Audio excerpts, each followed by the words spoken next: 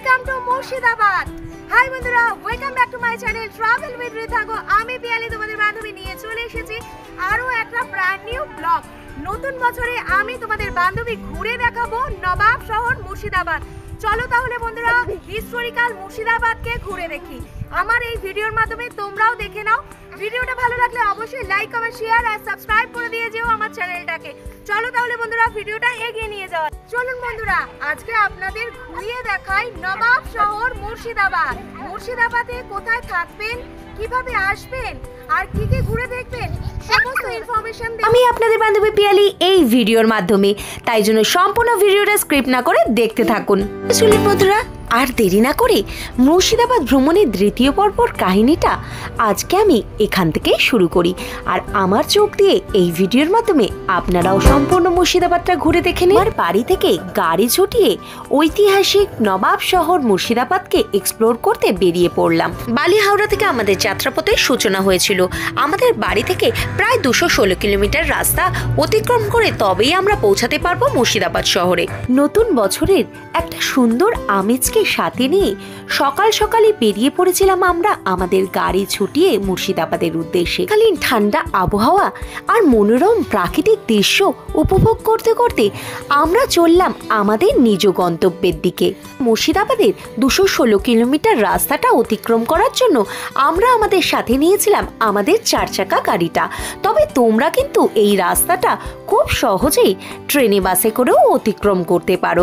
হাওড়া অথবা শিয়ালদা থেকে available train পেয়ে যাবে মুর্শিদাবাদের উদ্দেশ্যে। তাছাড়াও তোমরা বাস ধরেও স্প্ল্যানেড থেকে খুব সহজেই পৌঁছে যেতে পারো মুর্শিদাবাদ শহরে। কিভাবে কম খরচে মুর্শিদাবাদে পৌঁছাবে সেটা তো তোমাদের আগেই জানিয়েছি। এবারে আমি তোমাদের বলি কম খরচে উন্নত মানের ভালো হোটেল কোথায় পাবে। মুর্শিদাবাদে পৌঁছেই কিন্তু এই লালবাগ এলাকার মধ্যেই তোমরা পেয়ে যাবে হাজারদুয়ার, তার সাথে সাথে পেয়ে যাবে ইমামবাড়া। আর ইমামবাড়া রোড বরাবর এগিয়ে গেলেই কিন্তু প্রচুর হোটেল আছে, যেখান থেকে তোমরা তোমাদের মন পছন্দের একটা হোটেল চুজ করে নিতে পারো। অফলাইন অথবা অনলাইন দুভাবেই কিন্তু তোমরা হোটেল রুম বুকিং করে নিতে পারো। এছাড়াও তোমরা চাইলে গভর্নমেন্টের ইউথ হোস্টেলেও রুম বুক করতে পারো। অনেক কম খরচে ভালো মানের রুম তোমরা পেয়ে যাবে। এবারে আসি হোটেল রুমের চার্জে। মোটামুটি একটা উন্নত মানের হোটেল নিতে হলে তোমাদের চার্জ পড়ে যাবে 800 থেকে 1000 টাকা। তবে এটা সিজন অনুযায়ী চেঞ্জ হতে পারে। এবারে চলো বন্ধুরা আমাদের হোটেল রুমটা তোমাদের একটু ঘুরিয়ে দেখাই। ভালোভাবে এখানে শোয়া যাবে। বেডটাও বেশ সুন্দর আছে। একটা টিভি, ফ্যান যেটা শীতকালে প্রয়োজন নেই, আলনা কাম মিরর, ওয়ান টাইপ অফ ওয়ার্ড্রবও বলতে পারো। রুমের সাথে আছে একটা সুন্দর ব্যালকনি, যেই ব্যালকনি দিয়ে আমরা একটা সুন্দর ভিউ পাবো। এই যে দূরে দেখা যাচ্ছে ইমামবাড়া।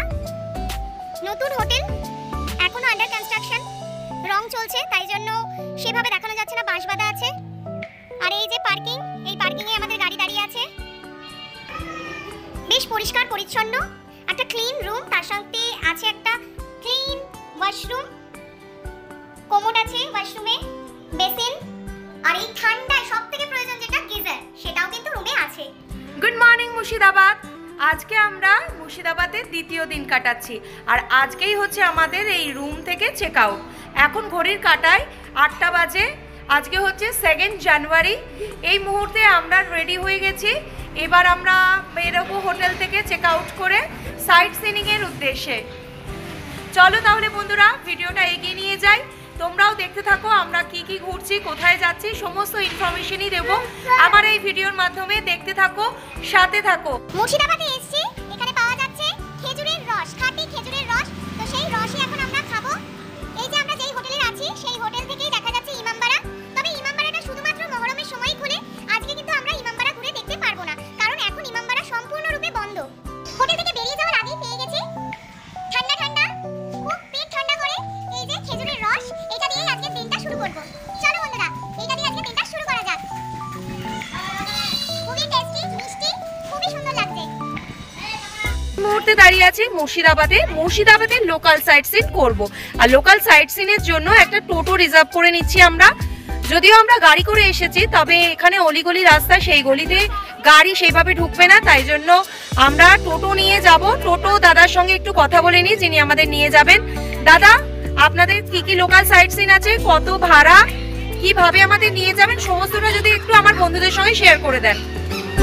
আমরা আজকে মানে আমাদের টোটাল 7টা পয়েন্ট আছে। একটা সাইট 7টা পয়েন্টের মধ্যে সবথেকে হচ্ছে কাঠগোলা বাগানবাড়ি, এখানে চিড়িয়াখানা, সুড়ঙ্গপথ, প্যালেস, মিউজিয়াম, চিত্রঘর গোলাপে জানেন, যেখানে সিনেমা শুটিং হয়, সেই জায়গাটা আমরা যাবো।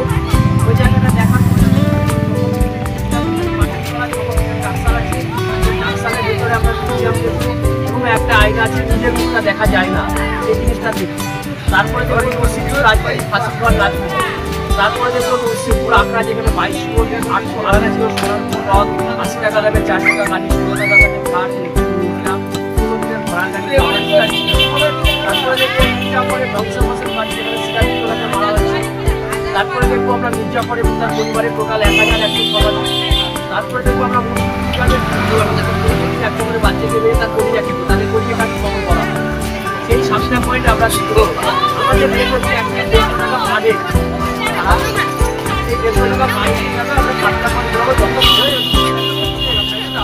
আচ্ছা, সারাদিন ঘোরাবেন, কোনো রেটটা কি কোনো বার্গেনিং হয়? সিজন অনুযায়ী চেঞ্জ হয়? আচ্ছা আচ্ছা। আমার এই গাড়ি সাই বাবা নাম্বার 480। আমার নাম অমিত দত্ত।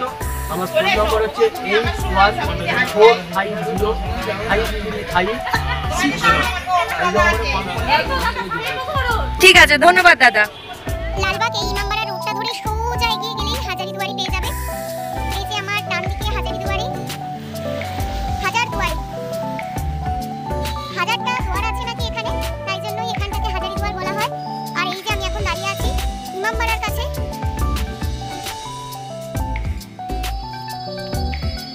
এই যে ইমামবাড়ার প্রবেশপথ, এটা হলো এখন বন্ধ আছে, শুধুমাত্র মহরমের সময় এই ইমামবাড়া খোলা হয়। বঙ্গের এই বৃহত্তর ইমামবাড়াটি প্রায় 6 লক্ষ মুদ্রা ব্যয় করে নবাব ফেরাদুন জার আমলে তৈরি হয়েছিল। প্রায় 6 মাস টাইম লেগেছিল এই ইমামবাড়াটি তৈরি করতে, আর এই ইমামবাড়াটি প্রায় 207 মিটার দীর্ঘ।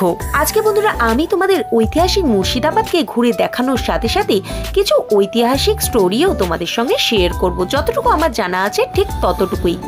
বঙ্গের বৃহত্তর ইমামবাড়া ঘোরানোর সাথে সাথে কিন্তু আজকে তোমাদের আমি মুর্শিদাবাদ শহরে প্রথমেই ঘুরে দেখাবো কাঠগোলা বাগানবাড়ি। 30 টাকার টিকিটের বিনিময়ে আমরা প্রবেশ করে গেছি কাঠগোলা বাগানবাড়ির ভেতরে।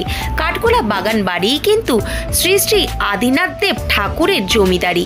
বাগানবাড়িটা সম্পূর্ণরূপে যদি তোমরা ভেতর থেকে ঘুরে দেখতে চাও তাহলে কিন্তু তোমাদের আরো 20 টাকা দিয়ে একটা টিকিট কেটে নিতে হবে। মুর্শিদাবাদ শহরের মোস্ট অ্যাট্রাকটিভ জায়গায় কিন্তু এই কাঠগোলা বাগানবাড়ি, আর এই কাঠগোলা বাগানবাড়িটা নির্মাণ করেছিল ধনপত সিং দুগার অ্যান্ড লক্ষ্মীপত সিং দুগার। 1873 সালে কিন্তু এই কাঠগোলা বাগানবাড়িটা নির্মাণ করা হয়েছিল। আর এই বাগানবাড়িতে একটি সুড়ঙ্গ পথও আছে, যেটা এখন কিন্তু সম্পূর্ণরূপে তালাবন্ধ থাকে। মুর্শিদাবাদের কাঠগোলা বাগানবাড়িকে আমরা বিদায় জানিয়ে আমরা চলে গেলাম আমাদের পরবর্তী গন্তব্যে। আমাদের পরবর্তী গন্তব্যতে প্রবেশ করার জন্য কিন্তু আমাদের প্রবেশ মূল্য লেগেছিল 30 টাকা মাথা পিছু। পরবর্তী গন্তব্য হাউস অফ জগৎ সেট। অ্যাট্রাকটিভ এবং ফটোজেনিক প্লেসে কিন্তু এই জগৎ সেটের বাড়ি। পুরনো দিনের নানা নিদর্শনে মোড়া এই বাড়িটি। জগৎ সেটের বাড়ি থেকে মাত্র 10 মিনিটের দূরত্বে অবস্থিত। আমরা চলে গেলাম আমাদের পরবর্তী গন্তব্য নসিপুর রাজবাড়ির উদ্দেশ্যে। আরও একটি ফেমাস জায়গা নসিপুর রাজবাড়ি। এখন আমরা দাঁড়িয়ে আছি নসিপুর রাজবাড়ির কাছে। রাজবাড়িতে ঢুকতে গেলে 20 টাকা প্রবেশ মূল্য পার হেড ধার্য করা হয়েছে। এই হচ্ছে প্রবেশ পথ। 1976 খ্রিস্টাব্দে রাজা দেবী সিংহের হাত ধরে এই নসিপুর রাজবাড়ি প্রতিষ্ঠা হয়েছিল। মোগল যুগের বিখ্যাত ভাস্কর্য এই নসিপুর রাজবাড়ি। নসিপুর রাজবাড়ি দেখার পর আমরা চলে গেলাম মির্জাপুরের বাড়ির গেট দেখতে। এই মুহূর্তে আমি দাঁড়িয়ে আছি মির্জাপুরের বাড়ির গেটের সামনে, কারণ বাড়িটি সম্পূর্ণরূপে ধ্বংসপ্রাপ্ত। গেট দেখে নিয়ে আমরা চলে গেলাম মির্জাপুরের নিজস্ব মসজিদ দেখতে। সেটাও বাইরে থেকে দর্শন করে আমরা চলে গেলাম তার কবরস্থান দর্শন করব বলে। তবে ভেতরে আর প্রবেশ না করে আমরা বাইরে থেকেই কিছুটা ভিডিও ক্লিপস নিয়ে চলে এলাম বাইরে।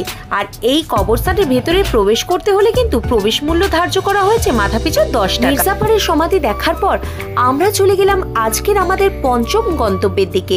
আমাদের পঞ্চম গন্তব্য হচ্ছে আজিমুন্নেসা বেগমের জ্যান্ত সমাধি। ইতিহাসের পাতা উল্টালেই জানা যায় নবাব মুর্শিদ কুলি খাঁর কন্যাই হচ্ছে এই আজিমুন্নেসা বেগম।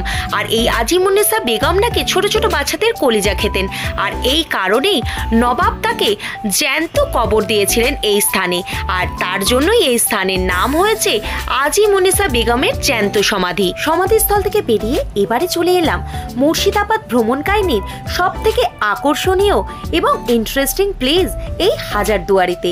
হাজারদুয়ারিটা ঘুরে দেখব বলে। হাজারদুয়ারিটা সম্পূর্ণরূপে ঘুরে দেখতে বেশ খানিকটা হাতে সময় রাখতে হয়। আর এই হাজারদুয়ারির ভেতরে প্রবেশ করতে হলে মাথাপিছু 25 টাকা দিয়ে একটি টিকিট কেটে নিতে হয়।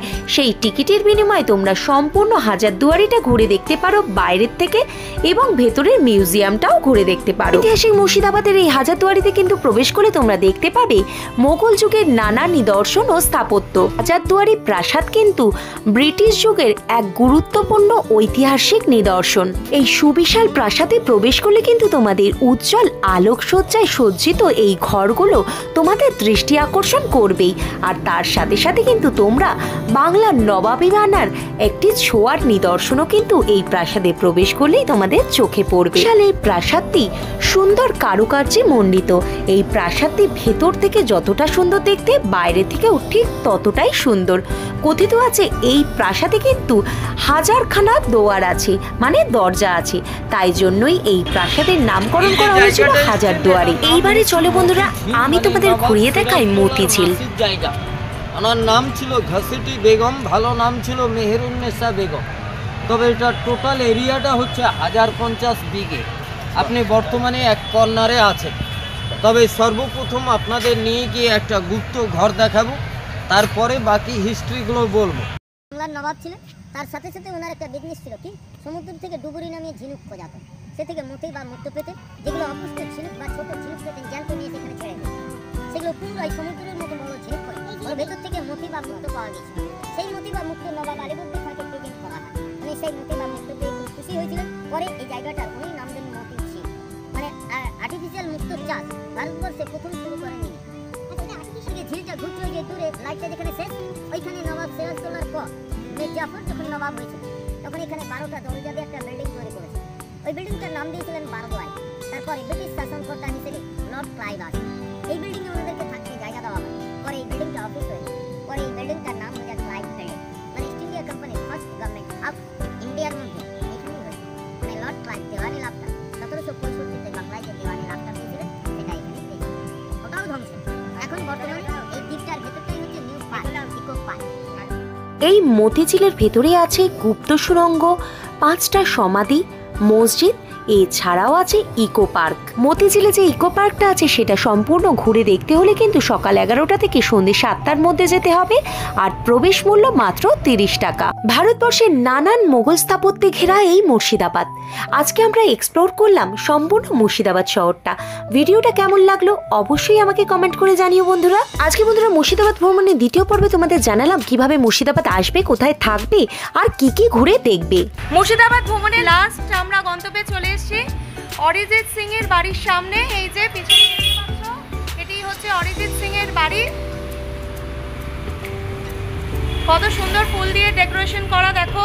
মুর্শিদাবাদকে বিদায় জানাচ্ছি, বিদায় জানিয়ে আমরা বেরিয়ে পড়ছি। আজকের মতন বন্ধুরা মুর্শিদাবাদ ভ্রমণের দ্বিতীয় পর্ব থেকে এখানেই বিদায় নেব। আবার নতুন ভিডিওর সঙ্গে হাজির হয়ে যাব। ততক্ষণের জন্য সবাই ভালো থেকো, সুস্থ থেকো, টাটা।